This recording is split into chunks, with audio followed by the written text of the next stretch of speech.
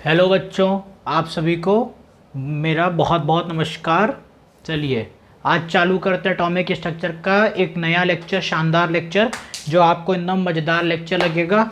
आप लोग एकदम खुश हो जाओगे, एकदम मज़ेदार पढ़ोगे। आज फेलियर ऑफ रदरफोर्ड मॉडल पढ़ाना था, मैं पिछले लेक्चर में पढ़ाना भूल गया था, तो आज वो कवर करते हैं फेलियर ऑफ रदरफोर्ड मॉडल और डिस्टेंस ऑफ क्लोजेस्ट अप्रोच। पहले पढ़ते हैं डिस्टेंस ऑफ क्लोजेस्ट अप्रोच, फिर पढ़ाते हैं failure of Rutherford model.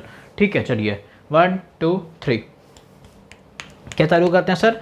Distance of closest approach.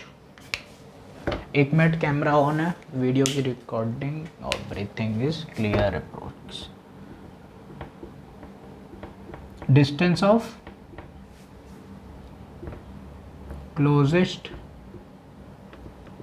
Approach एकदम शानदार लेक्चर है, मज़ा आ जाएगा, फील आ जाएगा पूरा लेक्चर देखोगे तो। डिस्टेंस ऑफ क्लोजेस्ट अप्रोच, ठीक है। चलो क्या होता है, एक मान लो Q1 है। क्या है बेटा? सर ये है Q1 और ये है Q2 और इन दोनों के बीच की डिस्टेंस गिवन है R। क्या गिवन है? R for radius, R for radius. तो इसका जो पोटेंशियल एनर्जी होगा वो क्या हो जाएगा? K Q1 Q2 upon R, ठीक है। K Q1 Q2 upon R। और K क्या होता है बेटा यहाँ पर? Dielectric constant, 10 to the power 9 हो जाएगा, ठीक है। ये हो गया K। K is equal to 9 into 10 to the power 9। अब मान लो काइनेटिक एनर्जी क्या हो जाएगी बेटा? यहीं पर हाफ mv² हो जाता है, होता है। हाँ सर, हाफ mv²। ये बेसिक से फॉर्मूले जो मैंने बता दिए। अगर दो Q1 Q2 दिया तो K Q1/R, kinetic energy half mv², ठीक है। ये दोनों फॉर्मूले और K का वैल्यू कितना होता है? 9। अब मान लो ये दिया है हीलियम का न्यूक्लियस Q अल्फ़ा। क्या सर दिया है? Q alpha. और यहाँ पे बेटा एक दिया हुआ है न्यूक्लियस Nu, न्यूक्लियस दिया है Nu, ठीक है, दिया है। हाँ सर, यहाँ पर एक न्यूक्लियस Nu दिया हुआ। अब मान लो ये कुछ इसको अट्रैक्ट कर रहा होगा। हाँ सर कर रहा होगा, कर रहा है। हाँ सर ये कर रहा है, ठीक है। और मान लो यहाँ पर एक कोई पॉइंट है, यहीं पर इसके और इसके बीच का रेडियस है R। क्या है? R, ठीक है। क्या है सर? R है। क्या है? R है, ठीक है। और ये वाला भी कुछ इसको अपने तरफ कुछ भेज रहा होगा, रिपेल कर रहा होगा। कर रहा है? हाँ सर कर रहा है। ये है फर्स्ट पॉइंट, ये वाला पॉइंट है सेकंड, ठीक है। सर ये फर्स्ट पॉइंट है और वो वाला कुछ पॉइंट है बेटा सेकंड। अब चलो करो करो करो। ये जो न्यूक्लियस का पार्ट है ये है फर्स्ट वाला और वो वाला है सेकंड। क्या है? सेकंड, ठीक है। करो करो, अब करो। P+1 पोटेंशियल कंजर्वेशन करो plus kinetic energy 1 is equal to potential energy 2 plus kinetic energy 2। Sir potential energy कितना है? 0। कितना सर? 0 हो गया। प्लस काइनेटिक एनर्जी अल्फ़ा का निकालो, हीलियम ले सकते हो, half m alpha into v alpha का होल स्क्वायर। हो गया? हाँ सर ये हो गया। अब यहाँ पर जो पोटेंशियल एनर्जी 2 है वो ये वाला लगाओ, K Q alpha Q nucleus upon में R। क्या? अपॉन में R प्लस 0। क्या हुआ? प्लस 0 हो गया। हाँ सर 0 हो गया, ठीक है। अब ये जो अल्फ़ा होता है ये कितना होता है? 2 इलेक्ट्रॉन। हीलियम में Q अल्फ़ा की जो वैल्यू तो कितनी होती है सर? 2 इलेक्ट्रॉन होती है। होती है? हाँ सर होता है। चलो होता है मानते हैं। ऊपर का इरेज कर रहे हैं, ठीक है, ये वाला इरेज कर रहे हैं। ये निकाल लिए, ये इक्वेशन मिल गई। अब यहाँ पे सब में वैल्यू डालो, मास अल्फ़ा की डालो और यहाँ से हमें वो निकालो, मास ऑफ अल्फ़ा बताओ और यहाँ पे पहले रेडियस निकालो। यहाँ से हमें R की वैल्यू बताओ। क्या सर? R की वैल्यू बताते हैं। क्या बताते हैं? R की वैल्यू। मान लो मैंने क्या किया, पहले इसको ऐसे लिख लिया, half m alpha v alpha का whole square is equal to K Q alpha बेटा कितना था सर? 2 इलेक्ट्रॉन। कितना? 2, ठीक है। 2 इलेक्ट्रॉन। सर कितना हो गया? 2 इलेक्ट्रॉन हो गया। और न्यूक्लियस मान लो मैंने ले लिया ZE। क्या? एक जेड एक एटम का ई अपॉन में आर। ठीक है, ये ले लिया, लिए कि नहीं लिए? हाँ सर ले लिए। अब इसको सॉल्व करो, इसको सर सॉल्व करते हैं, करो। r इज इक्वल टू कितना आ जाएगा, k 2 प्लस लगे तो 4e इंटू जेड ई का स्क्वायर हो जाएगा अपॉन में मास अल्फ़ा वी अल्फ़ा का होल स्क्वायर हो जाएगा। हाँ सर, ये क्या आ गया r। यहाँ पे सबका वैल्यू पता है, k का value sir 9 into 10 to the power 9, mass of alpha is equal to 4 into mass of proton. क्या सर, k का वैल्यू हो जाएगा 9 into 10 to the power 9, z हो गया हीलियम, वही कितना z क्या है, z मेरे पास हीलियम हो जाएगा तो उसका वैल्यू डाल देना, ठीक है। उसके बाद और क्या, इलेक्ट्रॉन 1.6 10 टू द पावर -19, ठीक है। Mass of alpha is equal to 4 mass of proton, तो ये कितना हो जाएगा, बस ये हो गया। अब मास ऑफ प्रोटॉन बताओ कितना होता है, 9.1 into 2 10 to the power -34 kg कर दो, बस आ जाएगा। अरे भाई 1.6 इंटू 10 टू द पावर -24 कर दो, 4 इंटू, एक एक चीज़ बतानी पड़ती है तुम लोगों को, सबसे खराब ऑनलाइन का ही रहता है, ठीक है, समझ गए?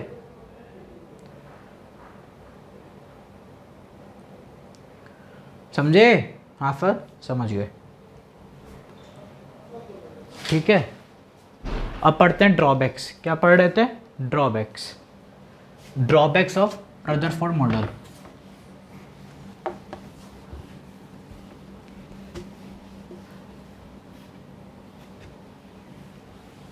Drawbacks of Rutherford model, drawbacks of Rutherford model. आओ देखते हैं बच्चों, drawbacks of Rutherford.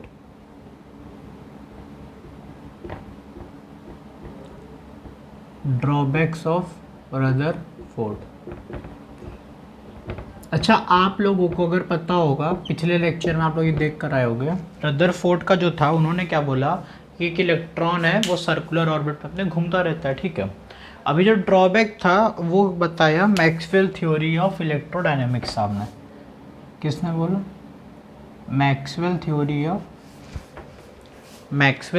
Of electrodynamics. एक मिनट, ड्रॉबैक्स ऑफ रदरफोर्ड है तो किसने बताया बच्चों? मैक्सवेल थ्योरी ऑफ इलेक्ट्रोडायनेमिक्स, ठीक है।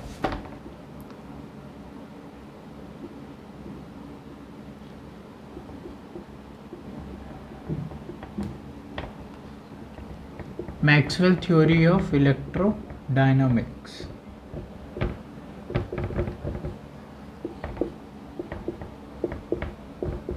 ठीक है।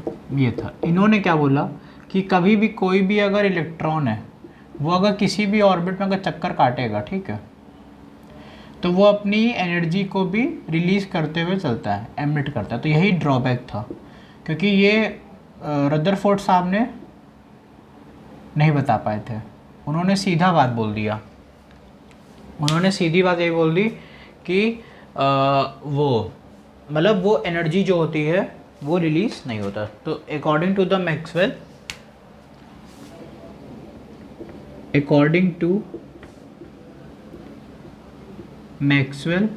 किसके अकॉर्डिंग बेटा? सर मैक्सवेल के according accelerated charge particle, accelerated, सही से लिखें, क्यों? यूट्यूब है भाई, ऑनलाइन अच्छे से लिखना पड़ता है। Accelerated charge particle should emit radiation, should emit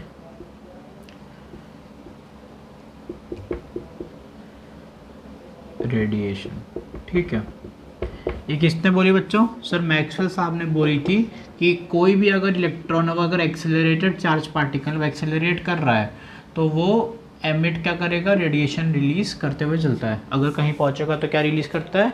radiation, ठीक है। समझ गए? हाँ सर समझ गए, यही था। और ये हमारे जो रदरफोर्ड साहब ने था, उन्होंने बोला था कोई एनर्जी रिलीज नहीं थी, उतना बढ़िया टहलता रहता है।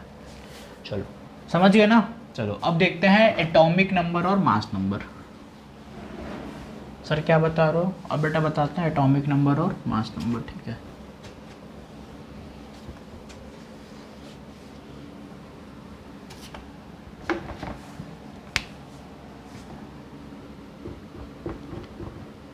एटॉमिक नंबर और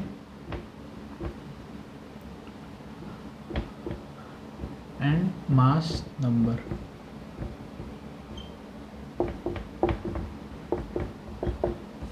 ये था, ठीक है। अब देखो ये है क्या, एटॉमिक नंबर और मास नंबर होता क्या है, मतलब कैसे देखते हैं कोई भी एलिमेंट में। मान लो अगर मेरे पास है ऐसे मान लो कोई भी अगर एक दिया है एक्स, एक्स करके कोई एक एलिमेंट है, अपनी एक्स को मत याद करना, यहीं पर हो, ठीक है। एक्स है और एटॉमिक नंबर जब भी लिखाएगा, क्या सर एटॉमिक नंबर, तो वो हमेशा लिखाता है यहाँ नीचे, ठीक है। एटॉमिक नंबर हमेशा यहाँ लिखा था, मास नंबर यहाँ लिखा था, ठीक है। इसको रिप्रेजेंट करते हैं Z और M से, किससे सर Z और M से। एटॉमिक नंबर रिप्रेजेंट हो गया बेटा Z से और मास नंबर बेटा रिप्रेजेंट हो गया M से, ठीक है। ये हो गया यहाँ पर एटॉमिक नंबर। अब बेटा ये जो M से हो गया, इसको A भी कहते हैं, इसको कहते हैं मास नंबर, ठीक है।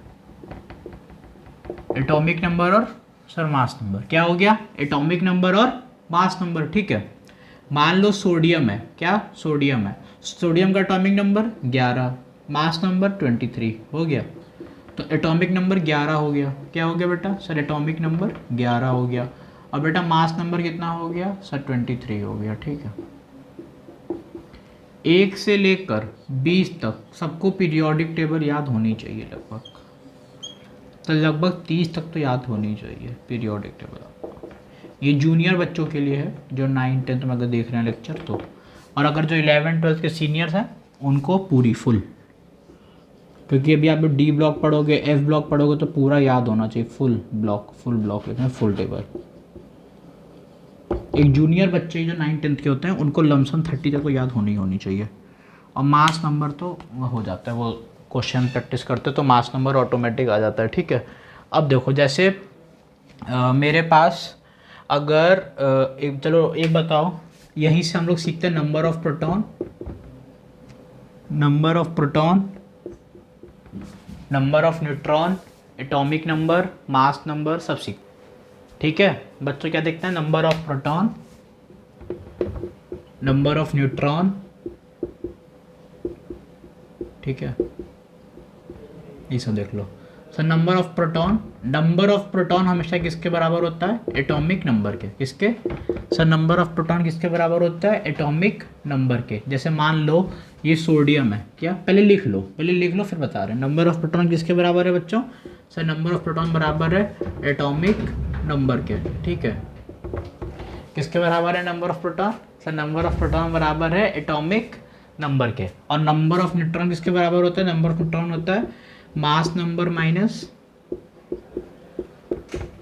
Atomic number, mass number minus atomic number. ये क्या होता है बच्चा, सर ये होता है नंबर ऑफ न्यूट्रॉन। क्या होता है सर, नंबर ऑफ न्यूट्रॉन, ठीक है ना, समझ रहे हो।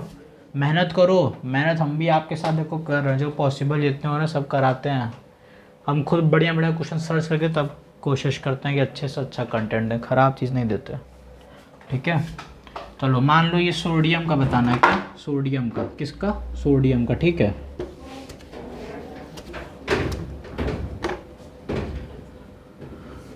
मान लो सोडियम का कर रहे हैं, सोडियम का जो मेरे पास एटॉमिक नंबर है वो कितना है, 11 है, तो नंबर ऑफ प्रोटॉन कितना हो जाएगा सर, नंबर ऑफ प्रोटॉन भी हो जाएगा 11।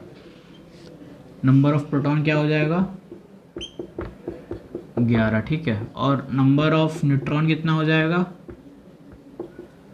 मास number minus atomic number, mass number कितना 27, एटॉमिक नंबर 11, तो कितना हो जाएगा सर 12, ठीक है। ये हो गया नंबर ऑफ प्रोटॉन और नंबर ऑफ न्यूट्रॉन। चलो समझ यही है एटॉमिक नंबर और मास नंबर, यही था एक बेसिक सा नॉलेज, बाकी आप लोग सब मैंने करा दिया था, ठीक है। प्रोटॉन न्यूट्रॉन ही बता दिया कैसे निकालते हैं। चलो अब और बच्चों देखते हैं आइसोटोप, आइसोबार और आइसोटोन्स, ये सब पूरा देखते हैं। आइसोडाइस पेयर्स, आइसो इलेक्ट्रॉनिक, आइसोईस्टर्स और आइसोडाइस पेयर्स, ठीक है। चलो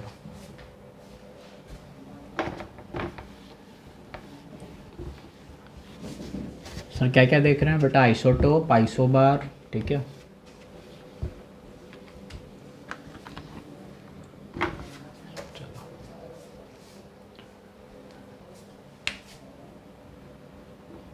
यहाँ लाइट ही नहीं आती है यार, मतलब चमक रहा होगा ना।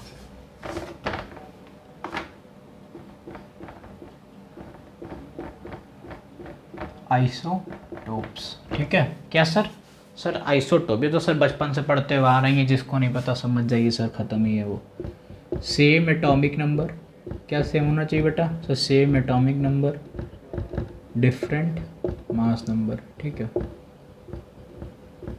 सेम एटॉमिक नंबर होना चाहिए, डिफरेंट मास नंबर होना चाहिए। क्या सर? एटॉमिक नंबर सेम होना चाहिए पर मास नंबर डिफरेंट। जैसे तुम लोग अगर हाइड्रोजन जानते होगे, हाइड्रोजन 1 1 होता है, एटॉमिक नंबर सेम है पर मास नंबर देखो चेंज नहीं है। ये हो गया आइसोटोप। मान लो आइसोबार, क्या आइसोबार? आइसोबार जस्ट उल्टा होता है। मान लो इसमें होता है different atomic number, different atomic number और same mass number. Different atomic number same mass number, इसे क्या कहते हैं बेटा? सब अच्छा से कहते हैं सर आइसोबार। क्या कहते हैं? आइसोबार। इसका कोई एग्जांपल सोचने दो। एटॉमिक नंबर डिफरेंट है पर मास नंबर सेम है, कोई भी ले लो यार। मान लो मैंने कार्बन ले लिया, एक नाइट्रोजन ले लिया, ठीक है। कार्बन 14 पे मान लो 6 है, नाइट्रोजन 14 पे 7 होता है, सेम ही है, ठीक है। आइसोबार हो गया। ये हो गया आइसोटोप, आइसोबार। अब देखो होता है आइसोटोन्स। क्या सर? आइसोटोन्स। आइसोटोन मतलब बेटा सेम नंबर ऑफ न्यूट्रॉन। क्या सेम होना चाहिए sir? Sir same number of neutron, neutrons की वैल्यू सेम होनी चाहिए, न्यूट्रॉन्स की वैल्यू सेम होनी चाहिए। जैसे एक हो गया मान लो कार्बन, एक ले लिया ऑक्सीजन। कार्बन 6 और 12 होता है, ऑक्सीजन 16 और 8 आता है। 6 6 12, 1 मिनट, 6 12 8 16, 6 14 ले लो, 6 14, ठीक है। तो बस ये है 8 18 में देखना, ये कॉमा लगाया है। 6 14 8 16, न्यूट्रॉन क्या है? सेम। देखो इसमें भी 8, इसमें भी 8, तो क्या हो गया? ये आइसोटोन। जल्दी से नोट करो 1। अब देखते हैं आइसो इलेक्ट्रॉनिक और आइसो ईस्टर्स। क्या देखते हैं? आइसो इलेक्ट्रॉनिक और आइसो ईस्टर। जल्दी करो, आइसो इलेक्ट्रॉनिक और आइसो ईस्टर्स।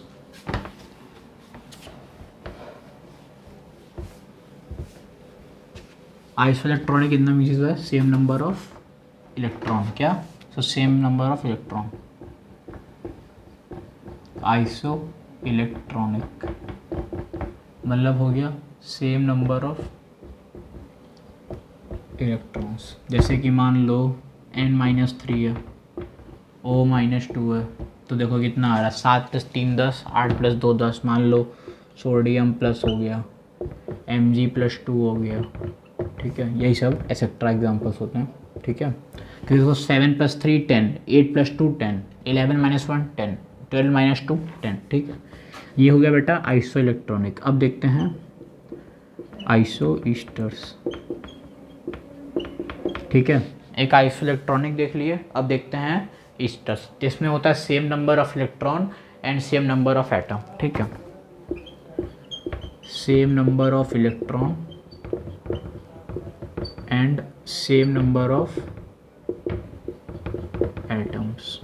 फिर समझे नहीं? देखो जैसे मान लो एक एन नाइट्रोजन है, N2 है कि नहीं है? हाँ सर एक N2 हो गया, ठीक है। और मान लो एक CO है, क्या CO? देखो 14, ये भी 14 नहीं है। तो अरे भाई 2 एटम इसके पास भी है, एक ये 2, एक ये, तो 2 हो गया। तो बेटा 2 एटम इसके पास भी है और 2 एटम इसके पास भी है, ठीक है। आइसो इलेक्ट्रॉनिक हो गया और एक हो गया आइसो ईस्टर्स, ठीक है। अब देखते हैं आइसो डाइस्पेयर्स। क्या देखते हैं? Iso डाइस्पेयर्स, iso dia,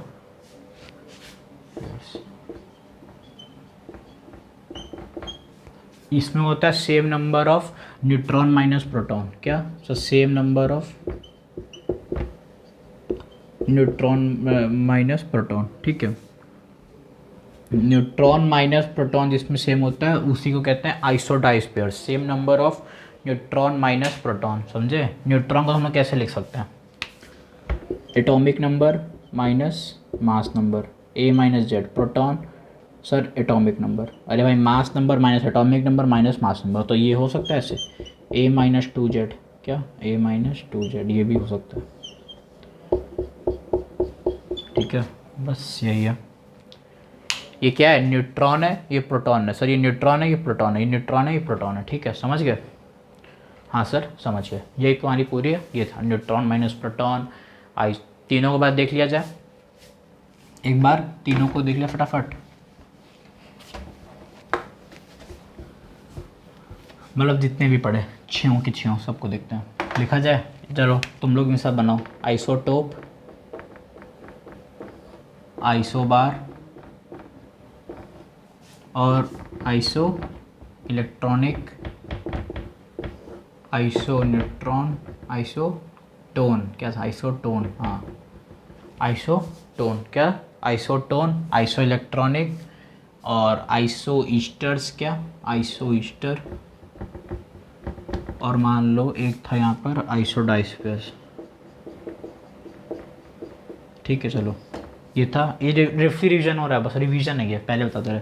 sir isotope क्या था, same atomic number different mass number. Sir ये नम्स का उल्टा अपोजिट था ये। सर ये different mass different atomic number same mass number. Isoelectronic क्या होता है, sir same number of electron, same number of electron. Isotone क्या होता है, sir same number of neutron, same number of neutron. ठीक है, और आइसोईस्टर क्या होता था, sir same number of neutron and atomic number, मतलब वो नंबर ऑफ कंपाउंड, कितने कंपाउंड है। ठीक है, जैसे N2 और CO क्या है, दो नाइट्रोजन इसके पास है, इसके पास भी दो ही एटम है, same number of atom and same number of electronic. Isodiaphers क्या होता है, same number of N-P। Sir N क्या था न्यूट्रॉन, P था क्या प्रोटॉन। समझ गए, हो गया। कितना टाइम लगा, 1 सेकेंड लगा होगा सब करने में। चलो अब देखते हैं बेटा नेक्स्ट टॉपिक, इलेक्ट्रोमैग्नेटिक रेडिएशन। क्या सर देखते हैं इलेक्ट्रोमैग्नेटिक रेडिएशन, इलेक्ट्रोमैग्नेटिक रेडिएशन। चलो जल्दी जल्दी लिख लियो, देखो electromagnetic radiation.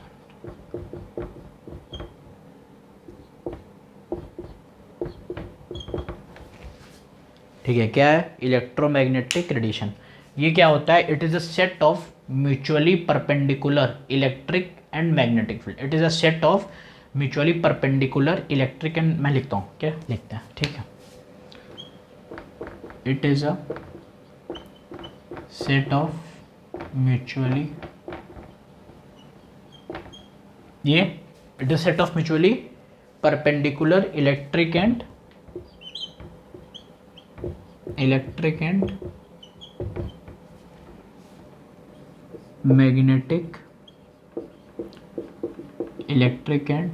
Magnetic, it is set of mutually perpendicular of electric and magnetic field S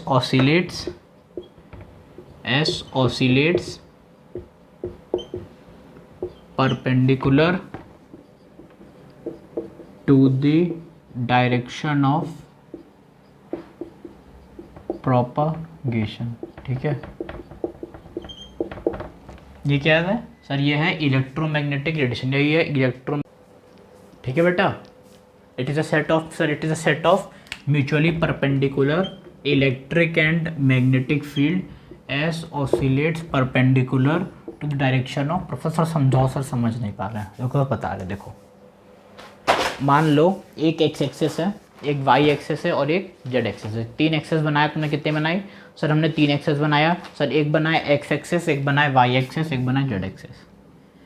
बनाओ कॉपी बनाओ, अब मैं सब समझा तो रहा हूँ पर चिंता मत करो, बनाओ कॉपी पेन चलाते रहो ताकि तुम्हारा क्लियर होगा। और ठीक है, एक एक्स एक्सेस बनाया, एक वाई एक्सेस बनाया, एक जेड एक्सेस बनाया। अब मान लो इलेक्ट्रिक फील्ड, पहले क्या बनाया मैंने, इलेक्ट्रिक फील्ड, चेक चक्का चक्का चक्का चक्का चक्का चक चक, ये बनी सर, ये क्या बनी सर, इलेक्ट्रिक फील्ड। ये क्या बनी बेटा, इलेक्ट्रिक फील्ड। अब it's perpendicular electric field and magnetic field. अब क्या बनेगी बेटा, मैग्नेटिक फील्ड। परपेंडिकुलर बनाना है, कैसे, परपेंडिकुलर, 1 मिनट इरेज करना पड़ेगा।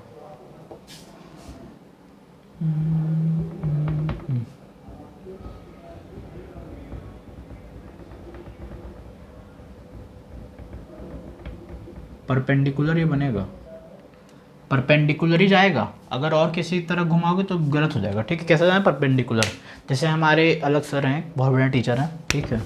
उनका के टाइम पर जो नहीं जानता वो सबसे बड़ा गधा, ठीक है। देखो ये है इलेक्ट्रिक फील्ड, ये है मैग्नेटिक फील्ड, जैसा उन्होंने समझाया है लेक्चर में हमारे जेकिन बैच के। देखो क्या समझाते हैं, ये है electric field check check check, ये है मैग्नेटिक फील्ड चेक चेक। देखो ये है इलेक्ट्रिक फील्ड चेक, देखें कैमरे में आ रहा है, कहाँ तक आ रहा है इलेक्ट्रिक, यहाँ तक आ रहा है। देखो ये क्या हो गया बच्चा, सर यहीं तक आ रहा है ना यार मेरी बात कैमरे में। देखो ये हो गया electric field check check check, ये हो गया magnetic field check check check, और ये बॉडी, ये ऑक्सीलेशन हो रहा है। मान लो मैं बॉडी हूँ सर, ऐसे नाचते थे सर, देखो चेक चेक चेक, ठीक है। तो बस वही वाला, ठीक है। तो यही हो रहा है, ये है बड़ा electric field check check check, मैं भी चेक चेक चेक, और फिर हो रहा है चेक चेक चेक, ठीक है। बॉडी ऑक्सीलेशन हो रही है, ठीक है। देखो भाई इलेक्ट्रिक फील्ड मान लो ये है, ये रही मान लो magnetic field check check check, तो बॉडी है full check check check check होगी, बस वही हाल था, ठीक है। चेक चेक चेक, समझे बच्चे। चलो अब देखते हैं वेवलेंथ, मतलब कुछ कुछ इसके थे पॉइंट्स। देखो प्रोपगेशन देखो ऐसे ही हो रहा है, बता दूँ एक बार। प्रोपगेशन होगा तो इसी तरफ, पर वेव्स अलग होते हैं, समझा दिया मैंने, ठीक है। चेक चेक चेक सर, तो चेक चेक चेक सर कहते हैं चेक चेक चेक, ठीक है।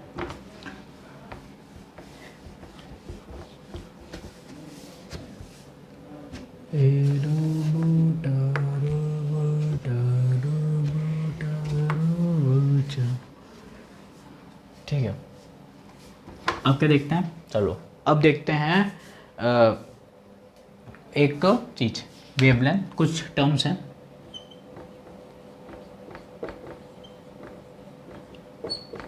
कुछ टर्म्स हैं, इनको अच्छे से याद होना चाहिए। पहला हो गया था wavelength,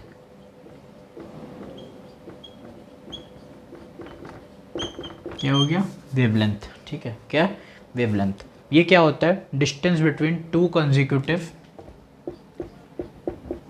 distance between two consecutive crest and trough is called wavelength. Sir ये क्रेस्ट और ट्रफ क्या होता है, देखो समझो। क्या सर ये क्रेस्ट और ट्रफ क्या होता है, जैसे मान लो ये एक चीज़ है ऐसे, ठीक है। यहाँ से ऐसे वेवलेंथ हुई check check check check check check check check, ठीक है।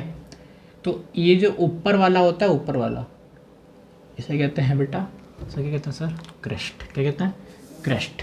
और जो जो कहते हैं trough, trough trough, crest crest crest, trough trough trough trough, crest crest crest, trough trough trough, ठीक है। चलो इसका वही है, यूनिट होती है सेंटीमीटर इनवर्स में भी कहते हैं इसको, मीटर इनवर्स भी कहते हैं, ऐसे बहुत सारी होती है। ये होती है लगभग सेंटीमीटर मीटर में होती है। एक और चीज़ देखो दूसरी, फ्रीक्वेंसी। क्या बेटा, फ्रीक्वेंसी। सर क्या कह रहे हो, फ्रीक्वेंसी समझिए। फिर distance between two consecutive crest and trough is called wavelength. So distance between two consecutive crest and trough is distance between two consecutive crest and trough. Crest and trough is called wavelength. Crest and trough between wavelength. ठीक है। अब frequency देखो, number of waves appear at a point is called in 1 second. Number of waves appear. The number of waves appear. The number of waves appear या pass, the number of waves pass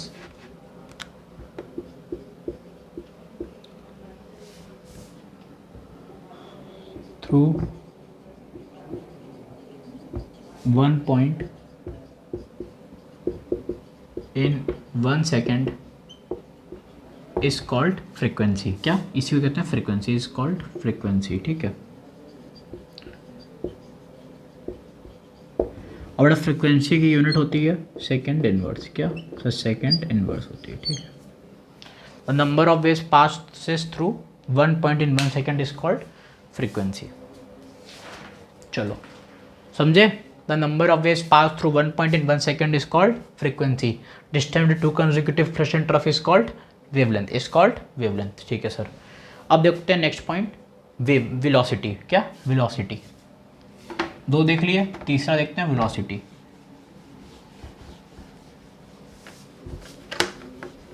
sir क्या देख रहे हो? Velocity, ठीक है। Third point देखते हैं sir,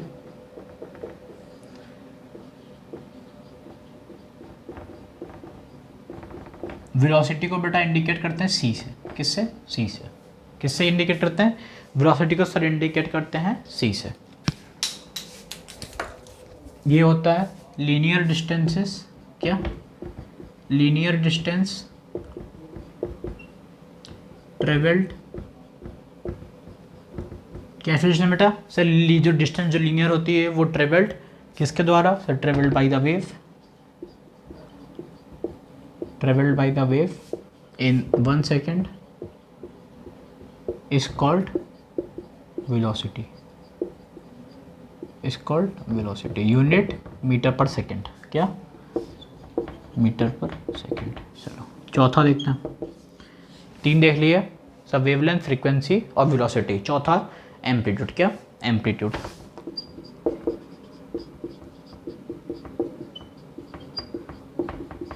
क्या सर? ये एम्पलीट्यूड क्या होता है? जो हाइट ऑफ क्रेस्ट या क्रेस्ट या फिर ट्रफ थ्रू अ डेप्थ, मतलब एक तरीके से हाइट ही होती है कुल मिलाकर। हाइट ऑफ क्रेस्ट या फिर ट्रफ। क्रेस्ट या ट्रफ की जो हाइट होती है, हाइट ऑफ क्रेस्ट या डेप्थ ऑफ ट्रफ, ठीक है, वही होती है। जैसे मान लो ये क्या था? क्रेस्ट ट्रफ था, तो इसका आपस का हाइट, इसी को कहते हैं एम्पलीट्यूड। देखो फिर से, मान लो ये है, ठीक है, ये यहाँ से, ये यहाँ से, यहाँ से, यहाँ से, यहाँ से, यहाँ से, क्या कहेंगे बेटा इसको? इसको कहते हैं एम्पलीट्यूड। क्या कहते हैं बेटा? एम्पलीट्यूड। डायग्राम बना दो, मैं रेस कर रहा हूँ पर डायग्राम बना लो। इसके यूनिट सेम एज वेवलेंथ। अब सोचो वेवलेंथ की यूनिट होती है वही सारी, ठीक है, सेम एज वेवलेंथ। ये हो गया एम्पलीट्यूड। अब लास्ट पॉइंट देखते हैं, वेव नंबर। क्या? Wave number. ये कुछ होता नहीं, वेव नंबर रेसिप्रोकल होता है किसका? वेवलेंथ का। किसका? वेवलेंथ का। पांचवा पॉइंट डाल लो, ठीक है।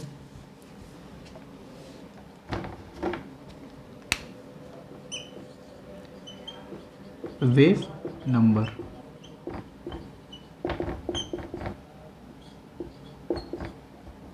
ये होता है reciprocal of wavelength. Reciprocal of wavelength को कहते हैं वेव नंबर। वेवलेंथ का जो रेसिप्रोकल होता है उसे कहते हैं वेव नंबर। मतलब कोई वेव नंबर क्वेश्चन में पूछ रहे तो मतलब 1/λ, जो ये आएगा वही वेव नंबर होगा, ठीक है। चलो अब बच्चों देखते हैं relation between velocity and wavelength. Velocity and wavelength, velocity and wavelength.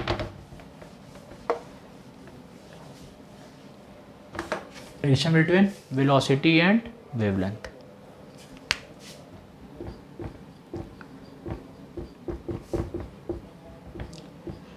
Relation between velocity and,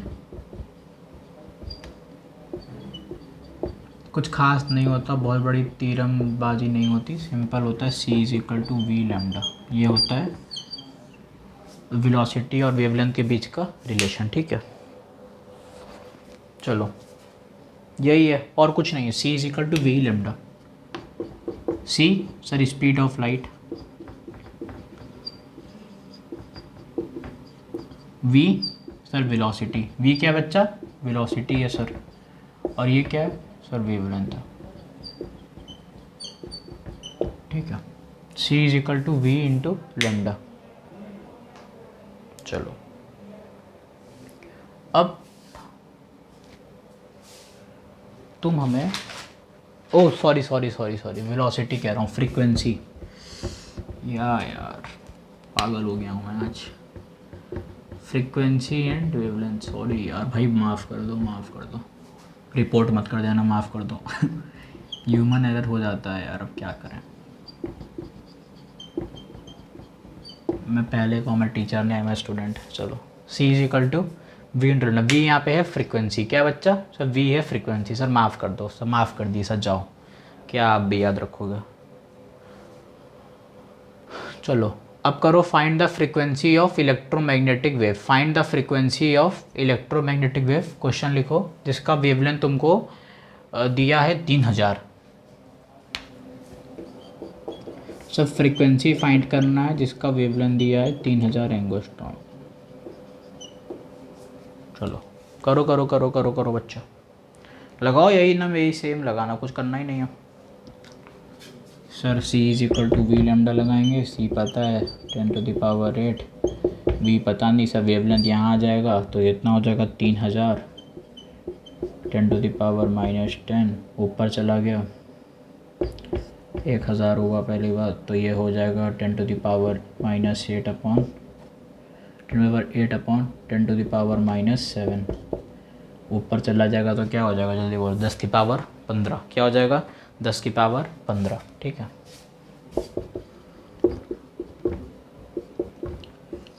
तो ये 10⁻15 सेकेंड इनवर्स हर्ट्स।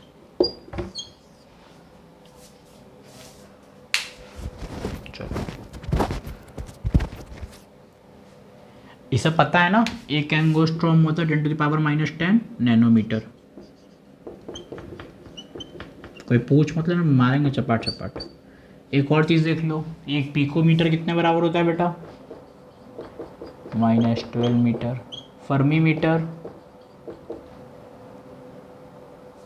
होता है 10⁻−15, ठीक है।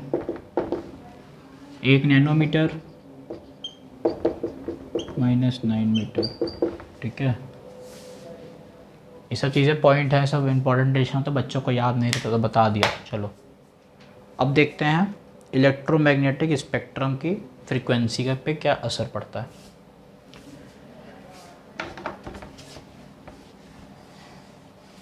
नोट कर लिए थे ना सब लोग? हाँ सर कर लिए थे।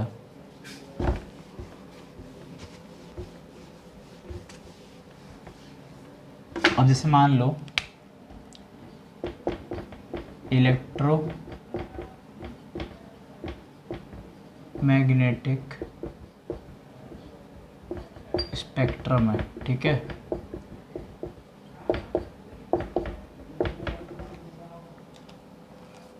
क्या सर इलेक्ट्रोमैग्नेटिक स्पेक्ट्रम, आप कुछ बता रहे हो? देखो इसमें क्या होता है, जब भी मान लो बता रहे, एक मिनट तो बच्चों से मार्कर ठीक कर लो फिर आता है।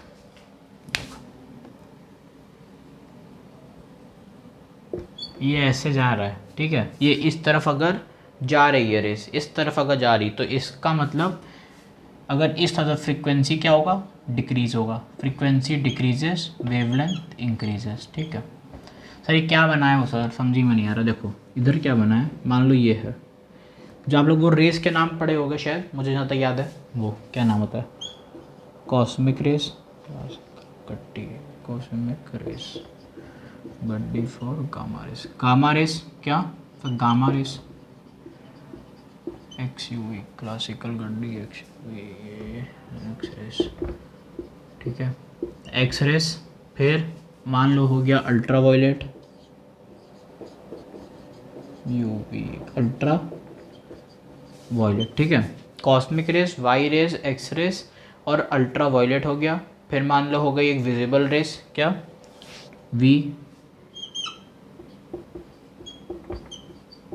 विजिबल, क्लासिकल गड्डी XUV in my range, in infrared MY my microwave, और इधर इसी के बाद है रेंज, थोड़ा सा छोटा करके लिखें। मान लो विजिबल ये है, क्लासिकल गड्डी XUV in my range, infrared in my microwave in my range, ऐसे रेडियो वेव। इसमें है विबग्योर, क्या बेटा, मान लो स्पेक्ट्रम में क्या होता है, विबग्योर रेस होती है, विबग्योर। तो इसमें क्या होगा, जब भी लाइट ऐसे ट्रेवल कर, मान लो ये इस रेंज में है विबग्योर में, तो सबसे ज़्यादा वेवलेंथ किसका होगा, रेड का। सबसे कम फ्रीक्वेंसी रेड की। ये सबको लगभग पता ही रहता है, ये फालतू चीज़ मैं बता रहा हूँ क्यों। ऐसा ही एकदम सेम इसमें भी है, एकदम सेम है। जब जब ऐसे बढ़ती रहती है, ठीक है, तो क्या हो रहा है, फ्रीक्वेंसी सर घट रही है और लेमडा बढ़ रहा है, ठीक है। हमारे सर जी ने, हमारे जो सर जी हैं रिस्पेक्टेड, उन्होंने इसका एक ट्रिक बताया था, क्या याद करने का, क्लासिकल गड्डी, क्या, क्लासिकल गड्डी, गामा रेस कहते हैं इसे, गामा रेस, ठीक है, एक्स यू वी, क्या है, क्लासिकल गड्डी X U V in my range, in my range, ठीक है, ये होता है। क्लासिकल के सी से कॉस्मिक का, एक्स से एक्स रेस, यू से अल्ट्रावायलेट, वी से विजिबल, इन से इंफ्रारेड, एम से माइक्रोवेव, आर रेंज से रेडियो वेव, ठीक है। ये होता है, इसमें फ्रीक्वेंसी घटती है और वेवलेंथ बढ़ता है, फ्रीक्वेंसी घटती है, वेवलेंथ बढ़ता है। समझे बच्चा? हाँ सर समझ गए, ठीक है। देखें, चलो, हाँ सर समझ गए। चलो अब बच्चों नेक्स्ट लेक्चर में मिलते हैं। प्लैंक कांस्टेंट, बोर्स मॉडल और भी जो दो तीन पॉइंट्स होंगे इंपॉर्टेंट टॉपिक्स, वो कवर कराते हैं। बोर मॉडल के पोस्टुलेट थे, प्लैंक कैसे आया, प्लैंक कांस्टेंट, ठीक है, और binding energy, total energy, potential energy, kinetic energy, ये सब देखेंगे। और थोड़ा सा हाइड्रोजन स्पेक्ट्रम पे वो छोड़ेंगे, ठीक है। चलो कल नेक्स्ट लेक्चर में मिलते हैं, तब तक अच्छे से पढ़ाई वढ़ाई करते रहिएगा। जय हिंद, जय भारत।